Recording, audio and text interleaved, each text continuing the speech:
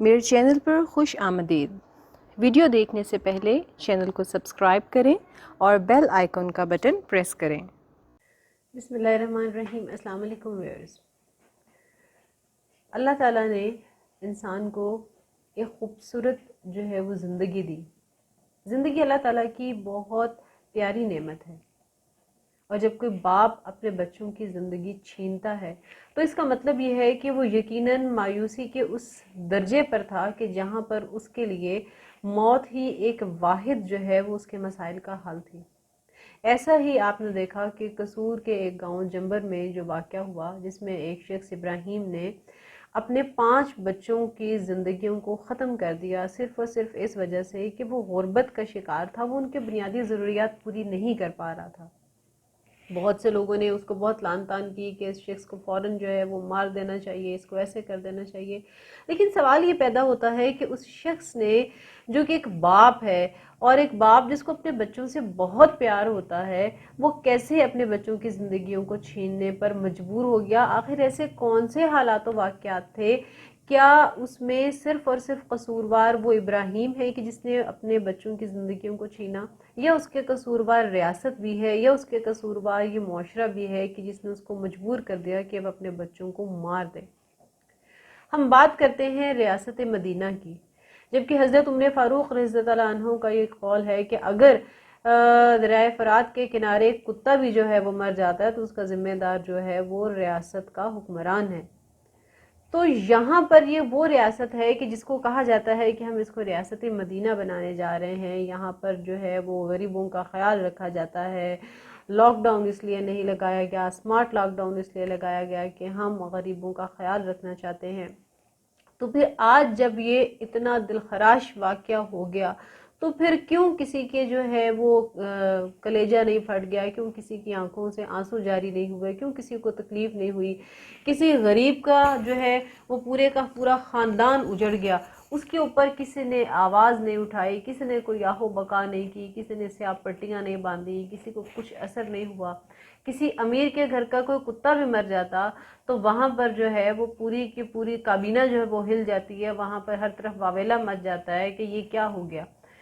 تو غریب جو ہے اس کی زندگی کی کوئی وقت نہیں ہے، وہاں پر ریاست مدینہ خاموش ہو جاتی ہے، وہاں پر ریاست کا کوئی فرض نہیں ہے، اس کی کوئی ذمہ داری نہیں ہے کہ اس نے اپنی عوام کے حقوق کا خیال رکھنا ہے کہ جو لوگ بھوکے اپنے گھروں میں سو رہے ہیں، کیا یہاں پر کوئی ایسا قانون بنایا نہیں جا سکتا کہ یہاں پر اتنے جو امیر لوگ ہیں، جو اتنی چیزیں ذخیرہ کرتے ہیں، جن کے پاس اتنا مال و دولت ہے کہ ان کی آنے والی 7 نسلیں بھی کھاتے رہیں تو وہ ختم نہیں ہوگا، تو کیا ان کے مال میں سے ان غریبوں کا حق نہیں بنتا ہے کہ ان کو بھی زندگی کی چند روٹی کے لقمے جو ہیں وہ ان تک پہنچا دیے دیں؟ سارے سیاستدان اس بات پہ نعرہ لگاتے ہیں کہ ہم غریبوں کا خیال رکھیں گے، ہم غریبوں کی زندگیوں میں آسانیاں لے کے آئیں گے۔ جب ووٹ لینے کی باری آتی ہے تو ہر شخص جو ہے اسی بات کا نعرہ لگاتا ہے کہ ہم آپ کو جو ہے وہ روزگار دیں گے، ہم آپ کو بنیادی سہولیات دیں گے، ہم آپ کو مکان دیں گے، ہم آپ کو روٹی دیں گے، ہم آپ کو وہ سب کچھ دیں گے۔ ان کو ایسے خواب دکھائے جاتے ہیں جن کا نتیجہ یہ نکلتا ہے کہ ابراہیم جیسے شخص جو ہیں وہ اپنے بچوں کو ان کی زندگیوں سے محروم کر دیتے ہیں۔ یہ ایک ابراہیم نہیں ہے، ایسے ہمارے معاشرے میں ڈھیروں لوگ موجود ہیں۔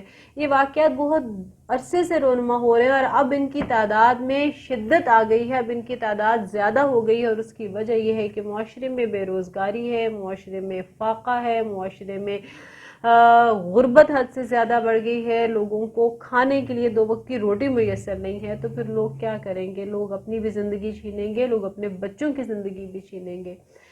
تو ضرورت اس چیز کی ہے کہ ریاست کو کم از کم یہ تو خبر ہو، وہ اپنی اس کبوتر کی طرح آنکھیں بند کیے ہوئے نہ رہے کہ بس جو آنکھیں بند کر کے سمجھتا ہے کہ وہ خطرات سے بچ گیا، اس کو واقعتاً کچھ نہ کچھ کرنا ہے۔ لہٰذا اب ہمارے حکمرانوں کو آنکھیں کھول لینی چاہیے کہ ان کے ملک میں وہ لوگ بھی ہیں کہ جو غربت سے نچلی زندگی گزار رہے ہیں۔ خالی باتیں کر لینے سے، باہر کے ملک سے امداد لے لینے سے، اپنا پیٹ بھر لینے سے کچھ نہیں ہوتا ہے۔ جہاں پر حکمرانوں کی 2 لاکھ ماہانہ تنخواہ سے پوری نہیں پڑتی ہے، وہاں پر غریب جو ہے اس کو تو 2000 بھی بعض اوقات نہیں ملتا، اور وہ پانی پی کر جو ہے وہ اپنے بھی اور اپنے بچوں کا پیٹ پالتا ہے اور سو جاتا ہے۔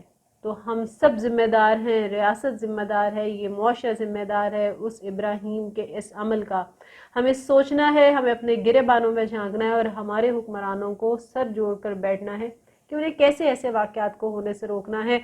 نہیں تو کیا ہوگا کہ ایسے واقعات آئے دن بڑھتے چلے جائیں گے، چونکہ مایوسی جب پھیلتی ہے تو پھر اس تاریکی میں کچھ سجھائی نہیں دیتا، پھر اس تاریکی میں صرف اور صرف خودکشی اور اپنے پیاروں کی زندگیوں کو چھین لینا ہی واحد حل نظر آتا ہے۔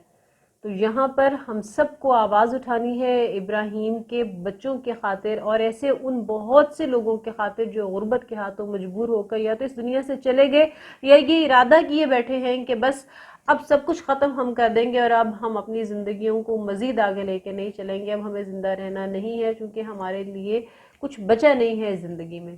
ہمیں کوشش کرنی ہے ان کے لیے۔ Thank you very much.